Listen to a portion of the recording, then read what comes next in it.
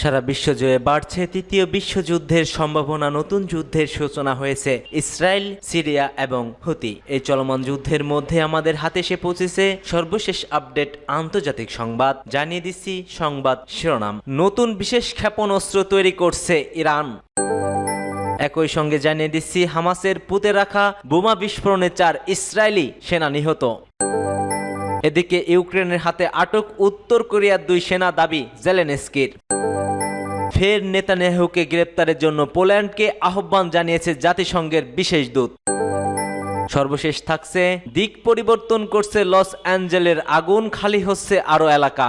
এতক্ষণ শুনছিলেন সংবাদ শিরোনামগুলো, এবার বিস্তারিত। তবে তার আগে আপনি যদি ফিলিস্তিনকে সমর্থন করে থাকেন অবশ্যই কমেন্ট সেকশনে ইয়েস লিখে আপনার সমর্থনটি নিশ্চিত করুন। আর ভিডিওটি যদি ভালো লেগে থাকে একটি লাইক করবেন। পরবর্তী আপডেট পেতে চ্যানেলটিকে সাবস্ক্রাইব করার অনুরোধ রইল। নতুন বিশেষ ক্ষেপণাস্ত্র তৈরি করছে ইরান। নতুন বিশেষ ক্ষেপণাস্ত্র তৈরি করছে ইরান, সেই সঙ্গে শীঘ্রই নতুন ক্ষেপণাস্ত্র ও ড্রোন সিটিসি উদ্বোধন করবে দেশটি। এমন তথ্য জানিয়েছে ইরানের Islamic revolutionary guard corps commander major general Hossein Salami. স্থানীয় সময় ইরানের দক্ষিণ পশ্চিম অঞ্চলের শহর আবাদানে এক অনুষ্ঠানে ভাষণ দেওয়ার সময় মেজর জেনারেল সালামি বলেন, আইআরজিসি আরব ফোর্স নতুন বিশেষ ক্ষেপণাস্ত্র তৈরি করেছে।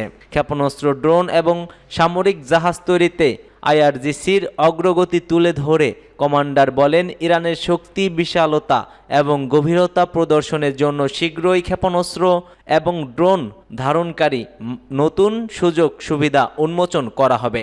মধ্যপ্রাচ্যের সাম্প্রতিক অস্থিরতায় ইরান দুর্বল হয়ে পড়েছে এমন ধারণাও কমান্ডার উড়িয়ে দিয়ে বলেন, ইরান কৃত্রিম বুদ্ধিমত্তা ব্যবহার করে হাজার হাজার কিলোমিটার দূরে লক্ষ্যবস্তুতে আঘাত করার প্রযুক্তি তৈরি করেছে, যা বিশ্বের অর্থনীতি ও শক্তি একটি বড় অংশ নিয়ন্ত্রণ করে থাকে। তিনি জোর দিয়ে বলছেন, সিরিয়ার বাশার আল আসাদের সরকারের পতনের পর ইরান তার প্রতিরোধ ক্ষমতা নিয়ে চিন্তিত নয়, কারণ ইরান মূলত আরব দেশটিতে কোনো সামরিক সুবিধা ভোগ করেনি। তিনি আরও বলেন, আমাদের প্রতিরোধ ক্ষমতা অন্য কোনো দেশের ভিত্তিতে তৈরি করা হয়নি। ইরান প্রতিরোধ ক্ষমতা সম্পূর্ণরূপে তার নিজস্ব ভূখণ্ড, সংকল্প, সিদ্ধান্ত ক্ষমতা এবং কর্মক্ষমতার উপর প্রতিষ্ঠিত করে। গাজায় ফিলিস্তিনি প্রতিরোধ আন্দোলন হামাসের সঙ্গে লড়াইয়ে 4 ইসরায়েলি সেনা নিহত হয়েছে। এছাড়া আহত হয়েছে আরও 6 ইসরায়েলি সেনা। এক প্রতিবেদনে এ খবর দিয়েছে টাইমস অব ইসরায়েল। ইসরায়েলি প্রতিরক্ষা বাহিনী আইডিএফ জানিয়েছে, হামাসের বিরুদ্ধে স্থূল অভিযানে নিহত ইসরায়েলি সেনাদের সংখ্যা এখন 402-এ পৌঁছেছে। নিহত 4 সেনা হলেন সার্জেন্ট মেজর আলেকজান্ডার ফেডোরেক্সকো, স্টাফ সার্জেন্ট দানালিয়া দিয়াকভ এবং সার্জেন্ট ইয়াহাব মায়াদান এবং সর্বশেষ সার্জেন্ট এলিয়াফ আসকারার। এছাড়াও আহত হয়েছে আরও 6 জন। তাদের মধ্যে 2 জনের অবস্থা খুবই গুরুতর। প্রাথমিক তদন্তে আইডিএফ জানিয়েছে, উত্তর গাজার বেত হানুনে টহল সেনাদের উপর বিস্ফোরণ যন্ত্রের মাধ্যমে লক্ষ্যবস্তু করা হয়। হামাসের বন্দুকধারীরা সেখানে আগে সক্রিয় ছিল এবং ওই সময় ইসরায়েলি সেনাদের উপর গুলি চালায়। গত অক্টোবর থেকে গাজা উপত্যকায় ইসরায়েলি হামলায় নতুন কেন্দ্রবিন্দু উত্তর প্রান্তে, যেখানে হামাসের বিরুদ্ধে আইডিএফ সম্প্রতি তাদের অভিযান আরও তীব্র করেছে। জাবালিয়া ও বেইত লাহালিয়া এলাকার পর ইসরায়েলি সেনারা বর্তমানে বেইত হানুন এলাকায় অভিযান চালাচ্ছে। ইউক্রেনের হাতে আটক 2 উত্তর কোরিয়ার সেনা, দাবি জেলেনস্কির। রাশিয়ার হয়ে যুদ্ধ করা উত্তর কোরিয়ার আহত 2 সেনাকে আটক করা হয়েছে বলে দাবি করেছেন ইউক্রেনের প্রেসিডেন্ট ভ্লাদিমির জেলেনস্কি। তাদেরকে যুদ্ধবন্দী হিসেবে আটক করা হয়েছে বলে জেলেনস্কি এ খবর নিশ্চিত করেন। প্রতিবেদনে বলা হয়েছে, তুরস্ক থেকে উত্তর কোরিয়ায় 2 সেনাকে আটক করেছে ইউক্রেনের সেনারা।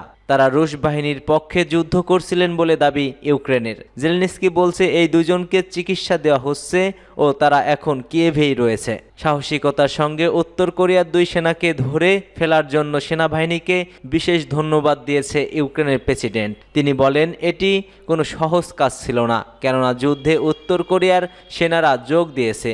এর প্রমাণ মুছে ফেলতে আহত কোরিয়ান সেনাদের মেরে ফেলা হয়। সামাজিক যোগাযোগ মাধ্যমে টেলিগ্রাম ও এক্স জেলেনস্কি বলেন, আটক 2 সেনাকে ইউক্রেনের তদন্ত বাহিনীর কাছে রাখা হয়েছে। আমি তাদেরকে সাংবাদিকদের সঙ্গে কথা বলার সুযোগ দেওয়ার জন্য বলে দিয়েছি। এখানে কি হচ্ছে তা পুরো বিশ্বের জানা উচিত।